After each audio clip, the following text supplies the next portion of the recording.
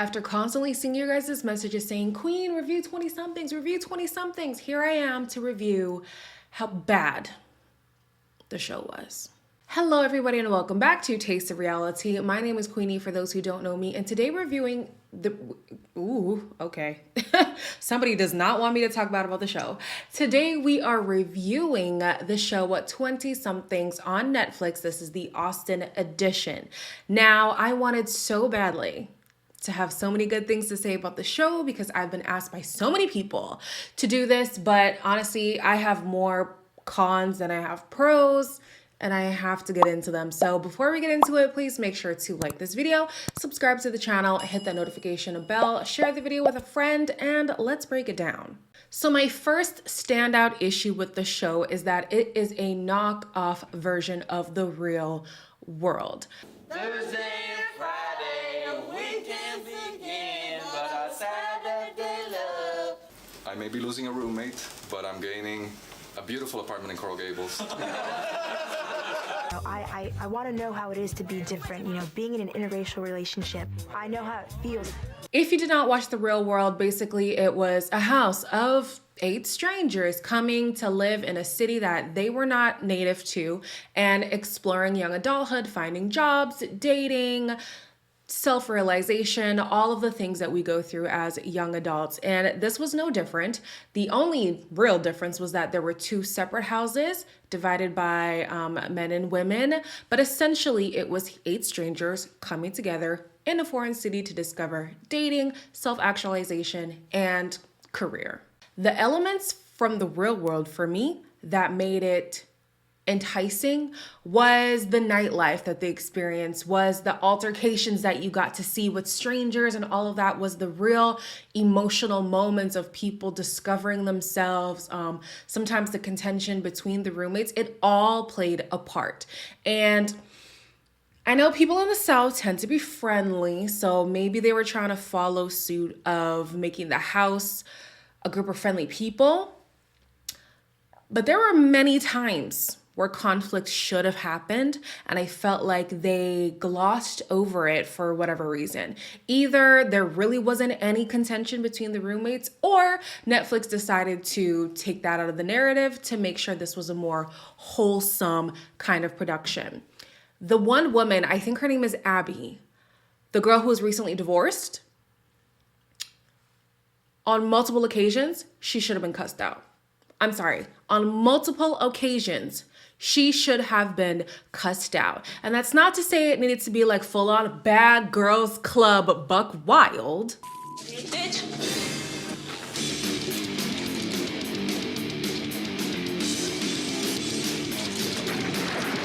But somebody needed to call her out, 1000%.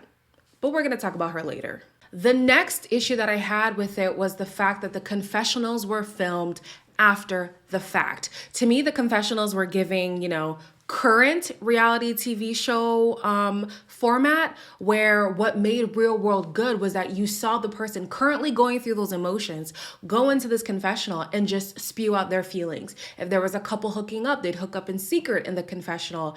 If somebody really had like this heartbreaking moment, like you would see it all happen in real time. Like, it's not even a big deal. Like, we're getting to know everybody. How am I supposed to do this for 2 months? But this whole post reaction talking about things, it kind of feels very produced. It feels like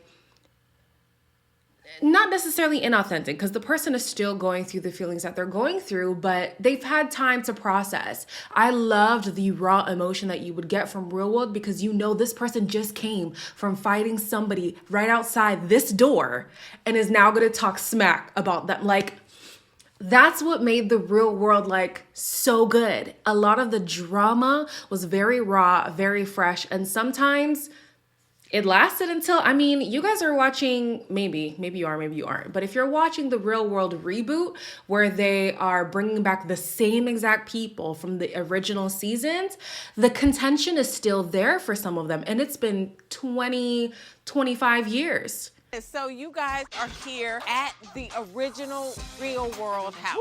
Woo! Man, you guys are not gonna believe how it's changed. You remember our Winnebago trip? I have nightmares of our Winnebago trip. Can somebody come and get me? We love Glenn. Now, he has had some challenges because he wasn't the original person picked. And I got pissed off with you guys. You're so boring. No, I ain't gonna listen to you, all right? I'm not done talking yet. That's what's missing from 20-somethings for sure. Where the hell is Roxy? The only Black woman on the show. And it's not to say that they should have put more. I felt like the diversity was actually very good. I was not opposed to it. But where was Roxy? We see her in the beginning where she has a storyline for liking Michael, and then a little bit more in the end when she has feelings for, what's his name? Kamari? I think his name is Kamari. But throughout the season, she's not there. We catch glimpses of her in the morning and glimpses of her at night. And then maybe she's a supporting character in Isha's life or giving advice to Kiki. But in terms of actually exploring a storyline with Roxy, we didn't really get into her IT career. We didn't really get into her personal history. I mean, we know Kiki was a closeted gay. Isha has this financial support from her family to be a fashion designer. We know everything about Abby's life, damn near too much, but nothing about Roxy. We saw her in the beginning, disappeared in the middle. They brought her back a little bit in the end only because her storyline was attached to Kamari. Now, I do like that they give Kamari good representation because if they snuffed both of them, I would have been up in arms. But Kamari, we learned about his modeling career and how, you know, he's not really in a place to explore relationships, but he loves giving women that attention, being that suitor for them. That was great. I can't tell you anything more about Roxy than the fact that she is in IT. That's it. Save me the white woman tears. I was exhausted having to watch Abby every episode complain about being this person who thrives for male attention and she doesn't know what to do with herself, and all this time she'd been financially dependent on her ex-husband and all this stuff. Okay, we get it. Life has been rough for you. Life has been rough for a lot of the people. And maybe you realize that there were these, you know, mental health things that you didn't fully explore before coming here. So obviously it's being exposed on the show. But constantly using your desire to be the center of attention, constantly saying, oh, I thrive off of the male gaze and stuff like that, and using that as an excuse to be a terrible human being is exhausting. Stop telling me to get therapy. I know I need it. I'm working on it. She got Kamari to be in a situation that he didn't want to be in, but she agreed to have no strings attached and then pulled all the strings when it came to him, then decided on her terms that it just wasn't going to work for her. But then she still was stringing him along and then fully decided it wasn't going to work for her when he already had moved on to Roxy. Then you have the new guy who came in, which, sorry, I don't remember his name, but she started a thing with him just to end it the same way. She knew her other roommate had feelings for him and still proceeded to go forward, hurting her feelings. And then in the end, ends up with a woman anyways. And I'm not even saying that that was a cop-out because she does identify as bisexual. But you used all these things to hurt people, to constantly cry and manipulate your emotions for viewership. I don't know what the reason was. Just to do something that I felt like you should have been doing at the beginning. You know you have a problem with exploring men. You know you have a problem with wanting to be validated by the attention you receive from men. So why not explore women? I just felt like her whole stint on the show was an absolute waste of time. Instead of getting to know her, we could have gotten to know more of Roxy. I want to know why Austin.